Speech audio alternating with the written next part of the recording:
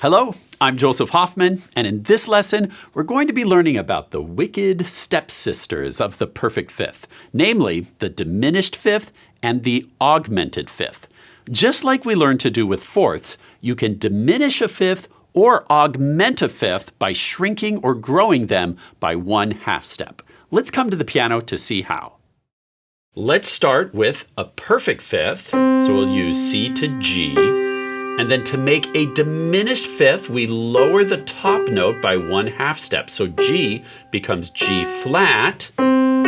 C to G flat is a diminished fifth.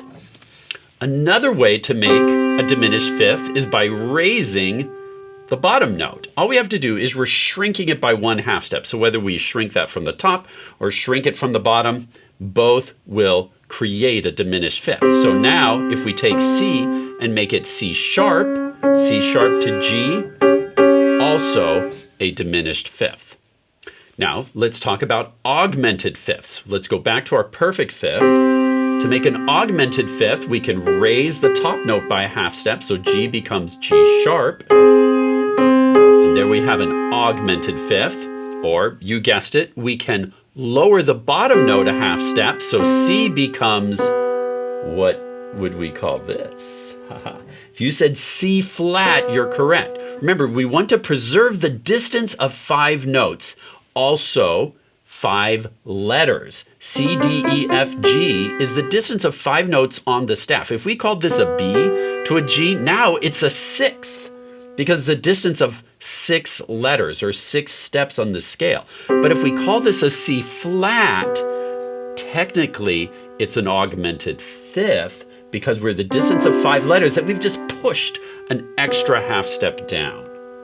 A little bit technical, but remember, this is where enharmonics really matter. Enharmonics meaning 2 notes that sound and look the same, but we call them different for music theory reasons. For example, let's take C and G flat again. Remember, we had this perfect fifth. We can shrink it to a diminished fifth with C and G flat. But what if instead we called this top note F sharp? It looks and sounds the same on the piano, but now it's no longer a diminished fifth. Now we'd call it an augmented fourth. They are enharmonically the same, but they are simply spelled differently on the staff. And again, that's for music theory reasons. It has to do with what key you're in or what the composer's doing. Different names for the same thing. By the way, musicians have a nickname for this augmented fourth, which we could also call a diminished fifth, depending on how we spell it. And that name is the tritone. Tri is a prefix meaning 3, and that's because we have 3 whole steps, hence tritone. There's actually an interesting history behind tritones. For centuries, musicians have recognized that certain intervals sound beautiful and pleasing, while others do not. The fancy music term for the nice-sounding intervals is consonants, and we call the not-so-nice-sounding intervals dissonants. Well, back in the Middle Ages, when music theory and music composition was just starting to take off, musicians were all about the lovely consonants of music and decided that they disliked the dissonance of the tritone so much that they called it diabolus in musica, which means the devil in music. And some music theorists made it strictly against the rules to use it. Over time, however, musicians realized that dissonant intervals like the tritone can add flavor and interest to music. Using a combination of dissonance and consonants helps to tell an interesting musical story with both tension and resolution. You can hear this simple concept of tension and resolution in the 5-7 to 1 chord progression. Let's take a look. If we're in the key of G, here's our 1 chord or tonic, and here is the 5-7 chord. Now let's look at this. F sharp to C. Notice that's a perfect fifth, so if we sharp that F sharp to C, there's our diminished fifth, aka tritone, aka devil's interval. And then we also add this second, major second on top to build this 5/7 chord, and you'll notice how much dissonance is in that. This interval has a lot of dissonance. This interval has a lot of dissonance. Put that all together, but then notice if this tritone resolves to this major third, now we have a very consonant or pleasant or peaceful sounding interval. Tension or dissonance going to consonants. And music is full of that kind of dissonance to consonants. Now let's practice finding some diminished fifths. If we start on an E, can you find a diminished fifth above?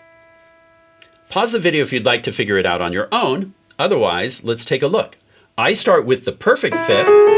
Remember, whole step, half step, whole step. You can do this little hand trick to remember do, re, mi, fa, so. Lands us on a B for a perfect fifth. For a diminished, we just lower it 1/2 step. So E to B flat is a diminished fifth. We couldn't call it an A sharp because that would be an augmented fourth. We want to play it correctly and spell it correctly. Let's try another one. Can you find a diminished fifth above D? Pause if you'd like some time to figure it out on your own.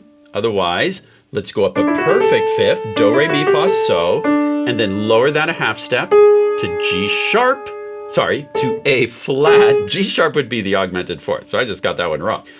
A flat is our diminished fifth. D to A flat is the correct answer. Let's try another one. Can you find a diminished fifth above B? Point to it on your screen. Pause if you need a little more time. I'm going to use the whole step, half step, whole step pattern minus a 1/2 step to get the diminished fifth. Remember, start with a perfect fifth, lower it a 1/2 step for diminished fifth. And you can also tell by the sound. A diminished fifth has that kind of gnarly, crunchy sound, that dissonant sound. There's our diminished fifth, B to F. And this is the only place on the piano that a white key to a white key can give you a diminished fifth or a tritone interval. All other white keys 5 apart are perfect fifths like we talked about last time. It's only this one from B to F because see we've got that double 1/2 step there and that kind of messes up the pattern for B to F and making it a diminished fifth. Okay, let's try another one. Can you find a diminished fifth above F sharp? Point to it on your screen. Pause if you need more time. First find the perfect fifth, do, re, mi, fa, so, and then lower it a 1/2 step to make it a diminished fifth. F sharp to C is a diminished fifth. And one more. Can you find a diminished fifth above D flat? Point to it on your screen.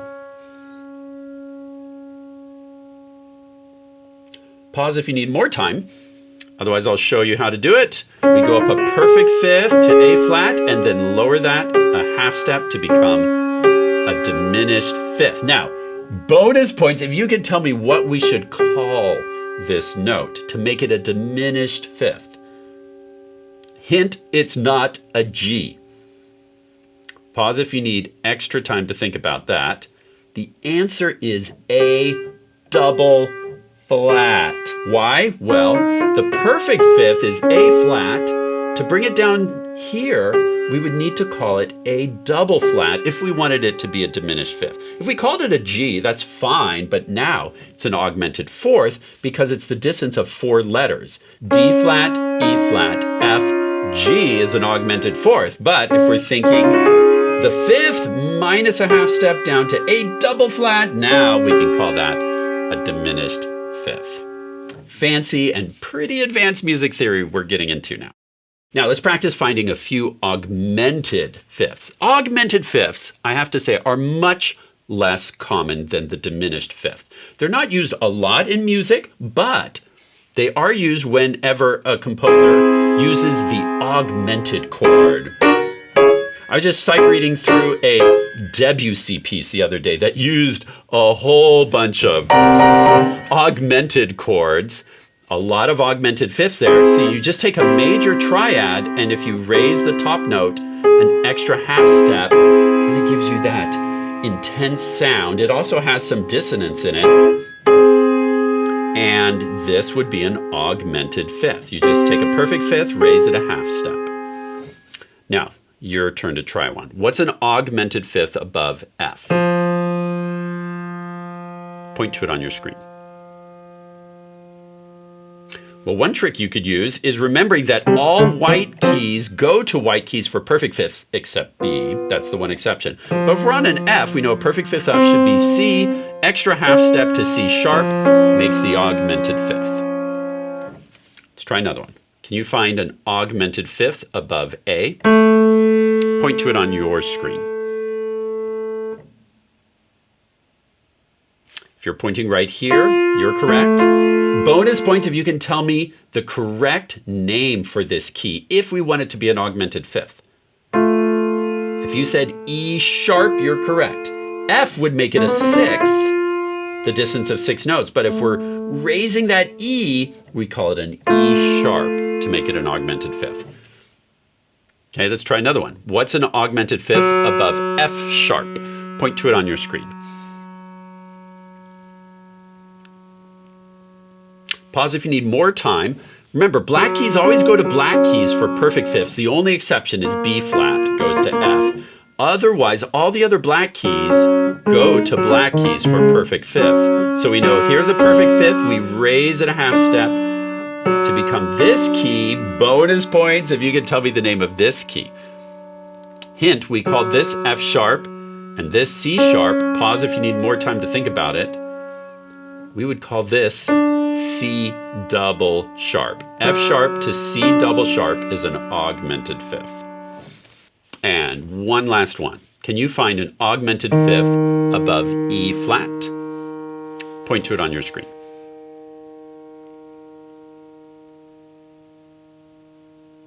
Pause if you need more time, but if you're pointing right here, you're correct. We can use the major scale, do, re, mi, fa, so. There's our perfect fifth. We go up an extra half step. What would we call this note?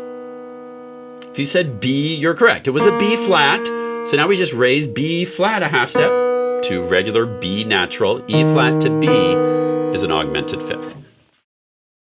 Great job learning about augmented fifths and diminished fifths, aka the tritone, aka in the Middle Ages, the devil's interval. Aren't you glad you don't live in the Middle Ages so you're not going to get in trouble for playing this? For even more practice with both these types of fifths, I highly recommend that you take the time to download and complete my fifths theory pages available from the Hoffman Academy website. Thanks for watching and learning with me, and happy practicing. I can't believe people used to think that the diminished fifth was the devil in music. Look out, I'm gonna play a tritone. Whoa, how'd you make that happen? It wasn't me, it was the power of the tritone. Actually, I just asked Monkey to help me out by making some thunder noise and flickering the lights every time I say tritone. It's okay, Monkey. I didn't mean it this time. Woo-hoo. I just can't believe people used to be so superstitious about silly little things like an interval. You're one to talk, mister. I wear my lucky snorkel mask every day. Hey, don't knock the mask. It really does bring me good luck. Okay, prove it. Easy. Just think. It's been all day and Sharky hasn't come to bother me once. Oh, yeah? Oh. Hi, Sharky. What? You're too tough to be scared now? That's right. Plus, I learned a new interval on the piano. Big deal. Okay, just listen to the tritone.